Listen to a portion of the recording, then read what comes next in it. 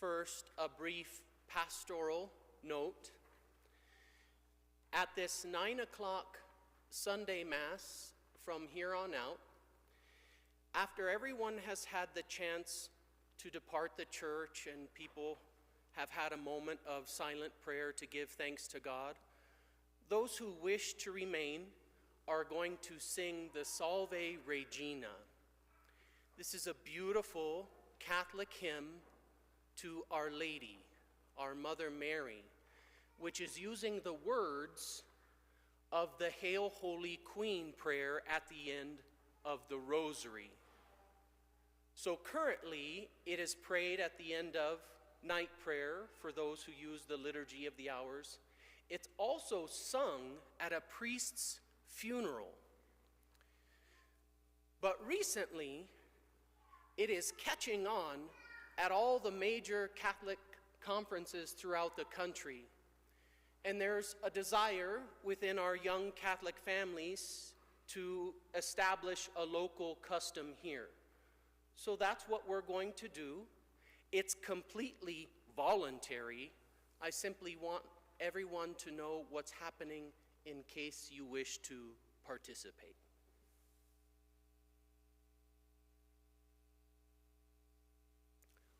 It's at 3:19 in your hymnals. I forgot that part. 3:19 in your books, so you can sing along for those who wish.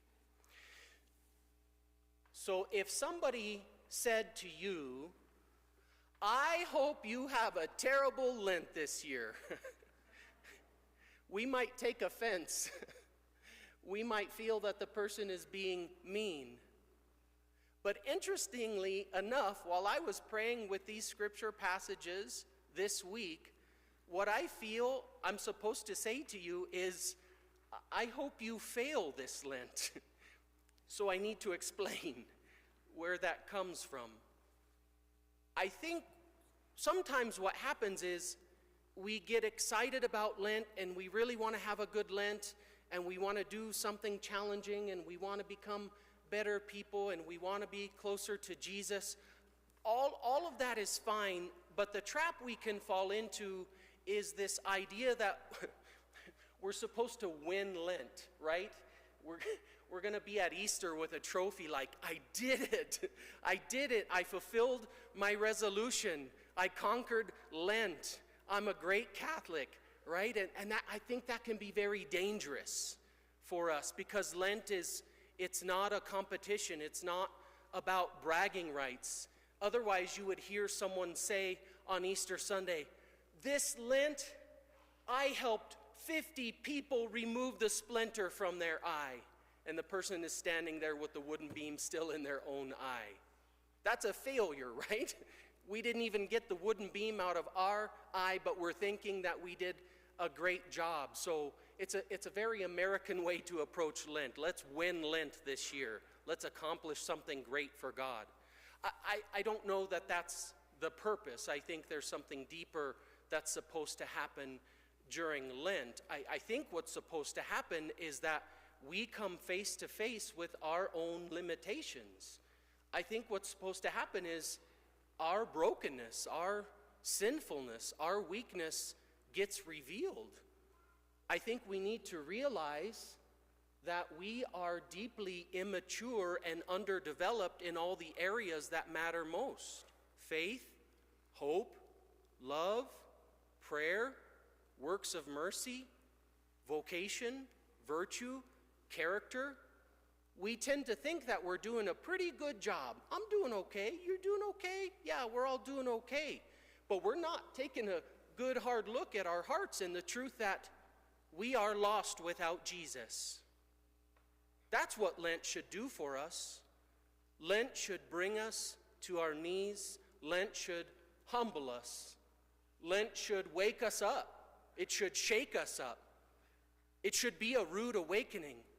Wow, I really am lost without Jesus.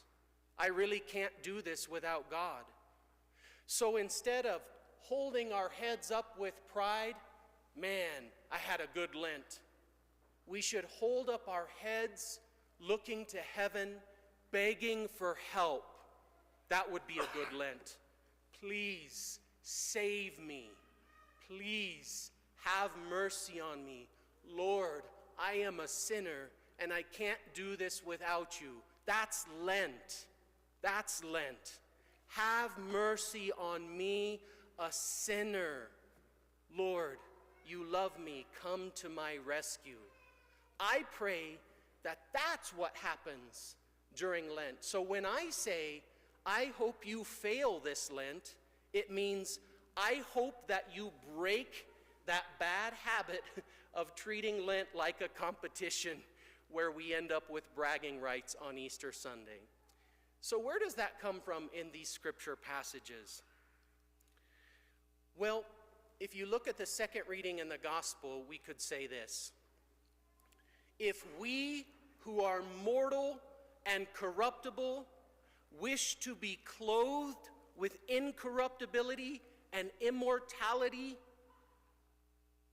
then we need to go through a process of purification which will be painful for us because we're attached to all the wrong things and distracted by all the things of this world. And we want to do this because otherwise it's the blind leading the blind and trees producing rotten fruit. So we need this purification. We need this painful process of being cleansed and healed and restored by God who knows what's best for us. And then in this first reading, there's a couple of images. One is of a sieve. So if it's harvest time back then, you would need to separate the grains from the husks. So you can ground the grain into flour and have food to provide for your family. Because the husks are not good for anything. There is no nutritional value in the husk. And if you try to bake bread with husks, who's going to want to eat it? So you have to do this process of separation. And the sieve, you shake it all up, and it naturally separates because the husks are lighter than the grain. The grain is taken to the mill, the husks are burned. They're burned. So Lent is supposed to be like our sieve. We need to be sifted.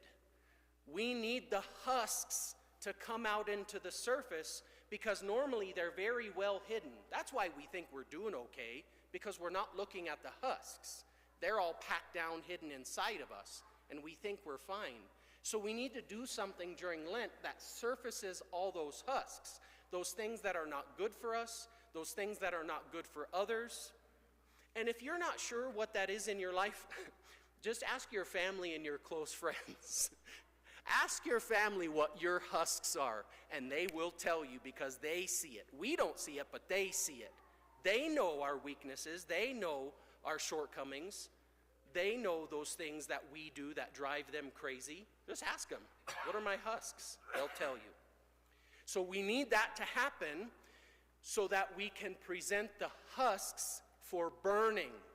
We got to get them out of our life so that we can be transformed by God's love into the saints that He created us to be. Whatever is good will remain, and God can use that. God can work with that, but the husks are getting in the way, so Lent needs to sort that out. And then the second image is, as the test of what the potter molds is in the furnace. Do you know what that means? I had to look it up. So apparently, when the potter takes the clay and puts it on the wheel, he's going to be using water to keep the clay malleable in order to get the right shape for whatever he is creating. And then it goes into the kiln, into the oven, the furnace, to harden the clay, making it permanent in its shape so it can be used for its purpose, like a flower pot or a pitcher of water or whatever the case may be. But the test of the potter is this. If he uses too much water, the pot cracks or explodes in the kiln. I didn't know that. So there's a delicacy to the process. There's a balance. There's a wisdom. There's a prudence. This potter has to have the experience to know just the right amount of water to add to the pot as he's shaping it. So this is true for us. I don't know if you remember back in Genesis how God created us out of mud. We are mud that God breathed life into. That's a humbling thought, right? You're mud. I'm mud. Yeah, let's accept it. God breathed life into us. And then it says that water came out of the ground. God made water come out of the ground like a mist. That's why he was able to create us. The earth was already there. He needed water. He put it all together, breathed life into it. You have a human being. So we are the mud. The water is grace, God's life within us, God's favor, God's mercy, God's blessing, God's love, everything we need but don't have of our own. Remember, we're just mud. That's Lent. I'm mud. I need grace. So God is bestowing grace upon us so he can mold us and shape us and form us into what we were created for, into a saint. And the reason why he doesn't give us too much grace is because when the trials of life come, and oh boy do they come in this fallen world, we would not pass the test. We will crumble under the pressure. We will crack and we will explode because we had too much grace and it made us coddled and selfish and entitled and we can't handle it. So God only gives us exactly the right amount of grace. But it doesn't feel good and we end up complaining. And I'll show you how we know this. So this is an example. We turn to God and we say, God, why aren't you, and then fill in the blank. And we all do it, even if we know it or not. God, why aren't you? What we're saying is, I want more grace. I feel like I need more grace. You're not giving me more grace. Why? Why? We're not understanding his process. We're not respecting his wisdom. So we start complaining. Why aren't you giving me more grace to be a better person? Why aren't you giving me more grace to make life easier? Why aren't you giving me more grace to overcome this bad habit? Why aren't you giving me more grace so that my prayers are being answered exactly the way I want you to answer them? Why? That's the mud talking. So the mud is talking, complaining that it doesn't have enough water. And the potter is saying, if I gave you more water, then you're going to crack in the oven. You're going to explode. And I don't want that. I want you to come out just right. So in Lent, we are feeling this pain of wishing we had more grace and having a hard time understanding the process, let alone respecting the potter. So it's this humble surrender to God. In Lent, we need to do something that is not about our accomplishments. Look what I did. Lent is saying, God, I need to put myself in your hands and let you take care of me because I'm acknowledging that I can't do it on my own. I can't. I always come up short. I am highly limited. I am broken. I am weak. I am a poor sinner. This is our Lenten experience, and we need it. We need Lent. Without Lent, we are going to stay in our comforts, in our luxuries, in our preferences, in our opinions, and that is bad. That is bad for us. And God doesn't want us to go down that road, so he gives us good medicine to cure us. God's medicine is Lent. My children, wake up to your situation, turn to me, and ask for help, and I will give it. We have a loving Father. He's going to take care of everything just right.